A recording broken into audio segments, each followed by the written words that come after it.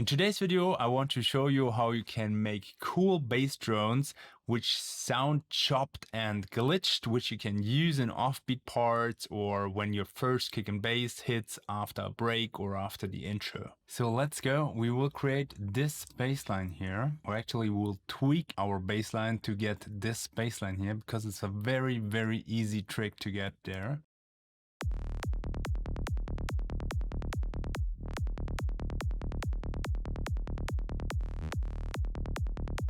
So we basically have three variations in here, and the trick is very easy. So I always bounce my bassline, so that's why it's in audio. And also you have a few more options if you go in audio. As you can see, my original bassline is like this. So I have all the parameters, which I have here in my bassline, which I created for D# 143. Also in the bassline variation we will use to generate that sound. There's actually only one major trick to get the sound, and it's the filter movement. So usually when we have a bass, let's bring both to compare. So on the left side we have the original bass, and on the right side we have the manipulated bass. So what we usually do is we usually have some envelope, in that case envelope 2 and also envelope 3 in my case, controlling the filter cutoff value here. So it opens the filter quickly and it closes it down, and through that rapid movement in the filter we get a bass click. And in that case we have, in the first bassline, we have the filter opened completely. So instead of opening the filter, I switch decay here to 32 seconds. So instead of having this rapid ramp down, 147 milliseconds in that case, I just keep it like open for very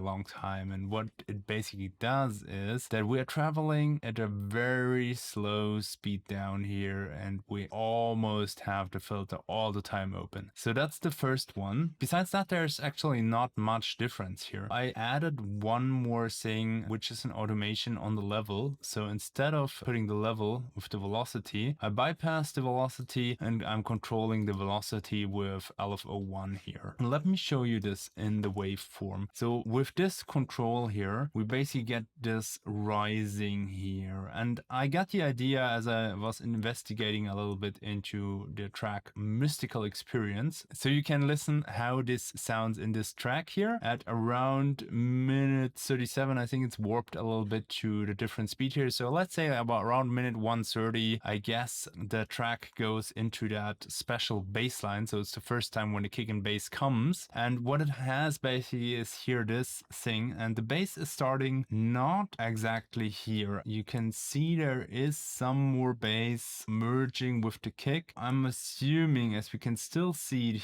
here, that it's probably already starting here. Maybe he shifted a little bit of that away. I don't know that for sure. I can just see that there is something in here already, and that's why I assume it goes a little bit like this. So maybe it's more like this then, so that there's some fade or whatever in the beginning to make it fit more with the kick. If you like this video so far, then please hit the thumbs up. That shows me that this video is something you're interested in, and also helps me to spread this video in the YouTube algorithm. But the principle is, and I didn't make that curve as steep here in my experiment, so maybe we should have went like this to get that curve really good. But the idea is that if we look into the spectrum analyzer, we'll loop this section, then we are having our filter fully or almost fully. I noticed in the original it closes down a little bit in the end, so he didn't fully open the filter. But it's not like that the filter goes and opens and closes. It's more like a stable tone. And then there are some boost here in the bass, which I also replicated. So I put like a little boost here and a little bit of a ducking here to make it sound more nice. So if I go to the sound here,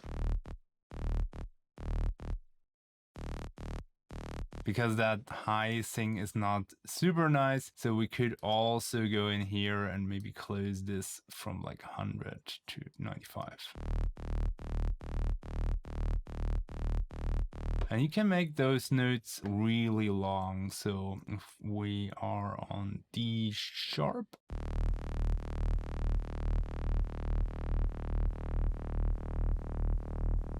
And you can see how slowly the filter moves. If you aren't already subscribed to this channel and you don't want to miss any of my future tutorials, then please hit the subscribe button. And really important is that you hit the bell icon as well, because then you get a notification whenever a new video is out. Then there's the second variation, which I also was looking at in this track here. And I guess it's more or less the same principle, but the filter is doing a reverse. So it's basically doing the movement the filter usually does, but it does it in the opposite direction. So instead of like opening and closing, it's more like that it's opening over time, so that we have only low frequencies here, and then we're getting to full frequency spectrum here. And all we need to do to adjust this, I put this here in one patch, so I have like a mode button in here in which I can turn this, is that we have here this mapping. So we have here mapped LFO2 to open the filter over time, and I have like a switch button between the two modes here, and you can just do that with marker 1 and then you inverse it here as the auxiliary source. But you can also switch it in different patches, so that's up to you. But I thought it would be a nice idea to have everything in one patch so that I can do this. And there you can also see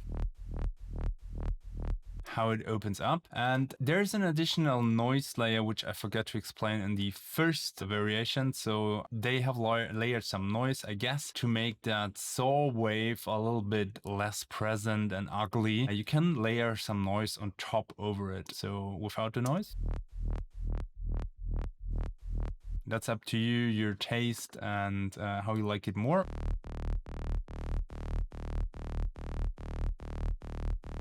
And of course, we could also map this one here to the noise level. But as I'm controlling it here, it would be probably something like this, that we have our LFO1 controlling this.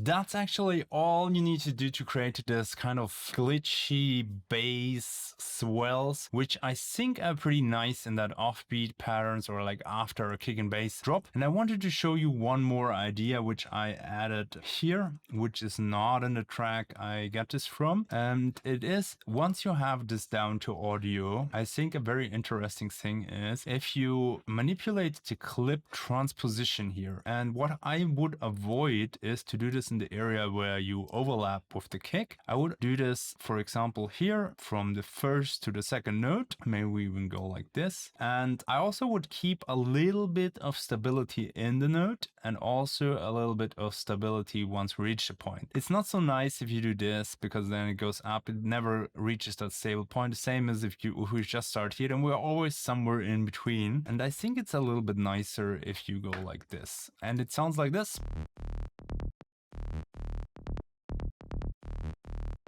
And with the kick together.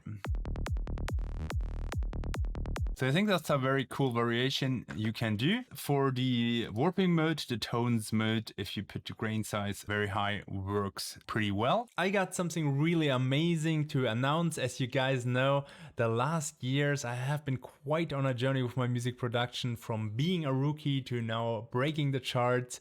And there's a reason for that, because at some point in my music career I was so frustrated because people were literally saying that nobody would dance to my tracks. And then I started like going with mentors, and at some point I realized there are certain things in music, if you tweak them, if you do some workflows right, then you can reach your goals very fast actually. Then you can produce tracks with a structure and a system. And if you want to learn that from me, then I can take you with me, then I can show you what I have learned in a really fast and easy way.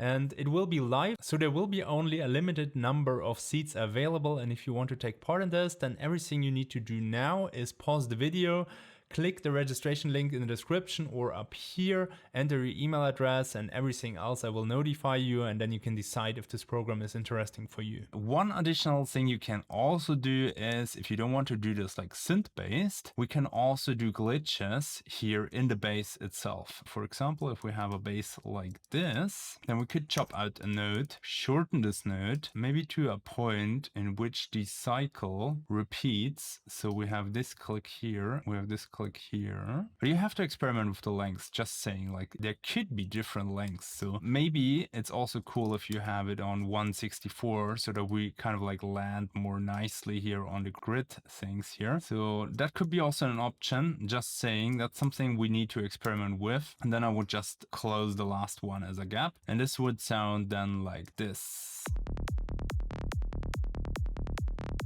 which I do a lot in my tracks, and I think it's pretty cool. As said, the other option is that we go a little bit longer, and a little trick you can do is, if you really want to have it like half of this and you don't really have here the 64 option anymore, then you have a little grid up here, and if we really zoom close and you start moving this, then you get the line, and we see that it quite fits here. And if I duplicate this, we're almost there. So if we make this like half of this longer, copy it back, then we should be good to go. A little bit too long, and you can do that for as long as you want, but I guess at some point you can just cut it, make that rest longer, and nobody will notice this. And then we have it maybe at a more perfect length. So let's check out this one. Sounds a little bit better than the version before, I guess. So let's compare. I bring it back. So that was the glitch with the cycle ending.